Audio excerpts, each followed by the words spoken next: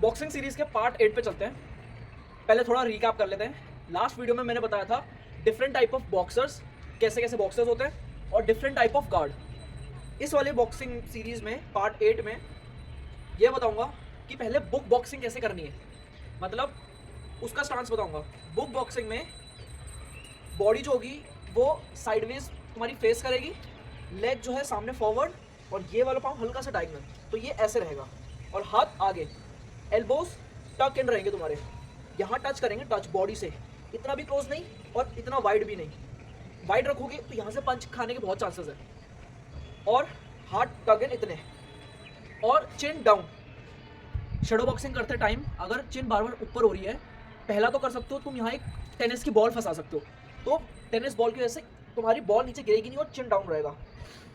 और दूसरा तरीका है शर्ट टक इन करके मुंह से पकड़ लो, ये इतना नहीं खींचना, टक इन रहेगी पूरी प्रॉपर, और ये मूव ऐसे मूव करना है, जैसे मैंने तुम्हें स्टार्टिंग की वीडियो में बताया था, और सारी सीरीज की एक प्लेलिस्ट बना रखी है, उस पर जाके चेक करना। तो ये बुक बॉक्सिंग सीखेंगे इस वाले वीडियो में।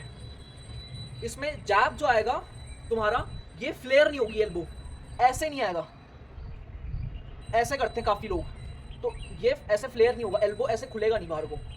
पहले रिस्ट मुड़ेगी ऐसे, एल्बो सामने फॉरवर्ड, ये और पैर साथ में आना चाहिए तुम्हारा, पैर साथ में साथ में साथ में। इसकी मैंने एक एक्टिविटी बताई थी माइंड मसल कनेक्शन बनाने के लिए। पैर ऐसे करके पंच खोलो, आगे आगे, फिर ऑल्टरनेट, ये पीछे जाएगा, ये आगे, ये फिर साइडवेज, पंच खुला, साइडवेज साइडवेज। ऐसे माइंड मसल कनेक्शन बनाते रहोगे तो ही परफेक्ट होगी तुम्हारी बॉडी। यहाँ से ये देख लो, साइडवेज से दिखा देता हूँ।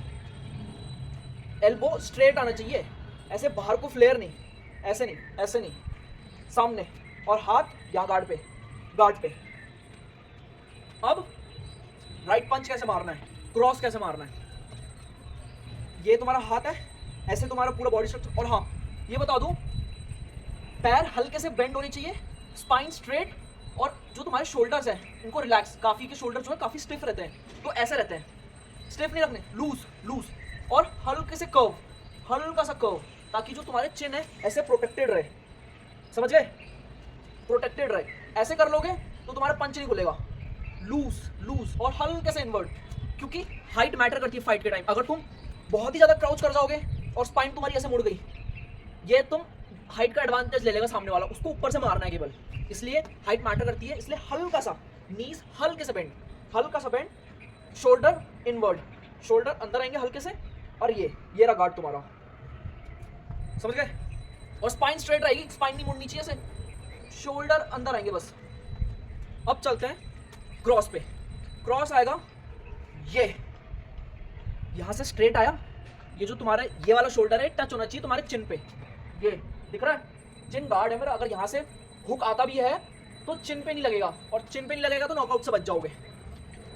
पैर के डायरेक्शन देख लो, इतना नहीं मोड़ना, और ना हल्का सा परफेक्ट होना चाहिए बॉडी के हिसाब से। और स्टेप के साथ ये पूरा हिप भी रोटेट होगा तुम्हारा, ये हिप भी रोटेट होगा, हिप भी, क्योंकि कभी भी पावर हाथ से नहीं आएगी, तुम्हारे लेग से तुम्हारी पावर जनरेट होगी। हिप जब ट्विस्ट होगा उससे तुम्हारी पावर दुगनी हो जाएगी, और शोल्डर से जो तुम्हारी बैक है, मैक्सिमम पावर तुम्हारे बैक से आएगी, और हाथ केवल एक मैसेंजर का काम करेगा। ठीक है, ये तो था बेसिक। अब आ जाते हैं स्लिप पे।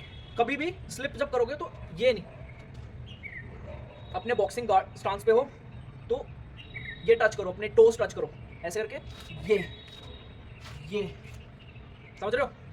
गार्ड पे हो, स्लिप करने के लिए पहले टोस पे आओ स्टार्टिंग में, जैसे जैसे आदत बन जाएगी, स्पीड में ये, जैसे जैसे आदत बन जाएगी, फिर अपने घुटने पे ये, और टच याद रखना, जब स्लिप कर नीचे आ रहा है, ये चिन नीचे, और जो शोल्डर है तुम्हारे चिन के साथ अलाइन होना चाहिए, ये ऐसे।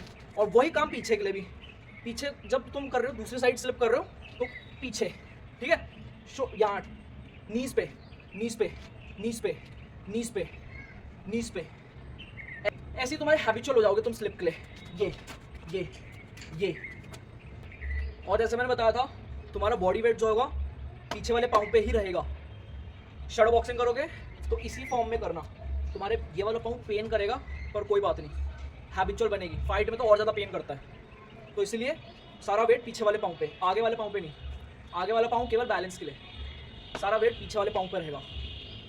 और हाँ, पंच मारना सिखा देता हूँ, हुक और अपर कट।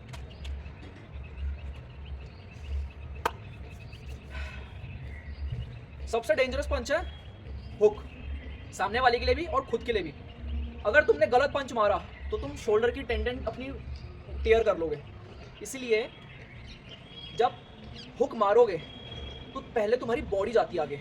अगर तुम हुक मार रहे हो ऐसे नहीं, ये ऐसे नहीं आएगा, ऐसे नहीं आता कभी हुक। हुक हमेशा ये पहले बॉडी टर्न करती है फिर पंच आता है। और इसको ऐसे समझो, तुम जैसे जाब मार रहे हो ऐसे, ठीक है। इसी को एल्बो को फ्लेयर कर लो बाहर को, ऐसे बाहर को। इस पंच से लेके ओपोनेंट के फेस तक का शॉर्टेस्ट पाथ है स्ट्रेट लाइन। तो पंच को ऐसे खोलो और फिर बॉडी रोटेट, ठीक है।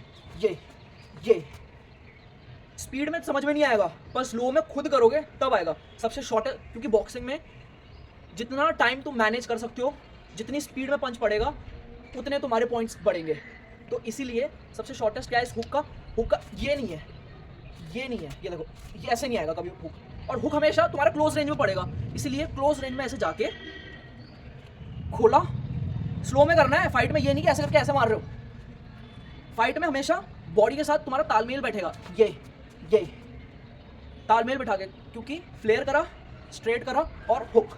यहाँ पर पैर भी काम आएंगे। जब तुम पैर रोटेट करोगे ना, सारी पावर बताया था मैंने पैर से ही जनरेट होगी। तो हुक ऐसे मारते हैं। अपर कट नेक्स्ट वीडियो में समझाऊंगा। अगर तुम्हें लग रहा है कि लड़ाई होके ही रहेगी तो उसमें क्या कर सकते हो, तुम सामने वाले के कहीं नहीं मारना, मतलब बॉडी में मारोगे वो रिकवर कर जाएगा आराम से। केवल एक ग्रोइन है जहाँ पर रिकवर नहीं कर सकता, वहाँ मार सकते हो तो वेल एंड गुड। अगर वो चांस नहीं है तो एक और चीज़ है, पंच से सामने वाले के जॉ पे निशाना लगाना। यहाँ लगाओगे ना जॉ पे, कहीं और नहीं, ये जॉ पे, इंस्टेंट नॉकआउट। बॉक्सिंग में भी ऐसा ही होता है। अगर सामने वाला बंदा खड़ा भी हो रहा है ना, तो उसका माइंड इतना शेक कर रहा है। माइंड में जो सेरिबेलम होता है, जो हमारी बॉडी को बैलेंस करने में हेल्प करता है, वो इस जॉ पे जो पंच पड़ा है उसके वजह से डिसबैलेंस होगा और वो खड़ा नहीं होगा, ऐसे वॉबल ही करता रहेगा पूरी हर टाइम। तो इसलिए अगर किसी को मारना है तो ये सेल्फ डिफेंस स्टेप है, तो पंच से उसके जॉ पे निशाना लगाओ। जॉ पे निशाना लगाया, इंस्टेंट नॉकआउट। कहीं बाहर इस्तेमाल मत करना बेकार में, ये केवल सेल्फ डिफेंस स्टेप है। पार्ट 8 सीरीज यहीं पर खत्म होता है। ट्रेनिंग करते रहो and let's push past our limits guys. और अगर कोई डाउट है तो कमेंट्स में पूछ लेना, मैं नेक्स्ट वीडियो में एड्रेस कर लूँगा। जितने ज़्यादा कमेंट्स उतने ज़्यादा तुम्हारे डाउट्स क्लियर हो जाएंगे, तो पूछते रहना।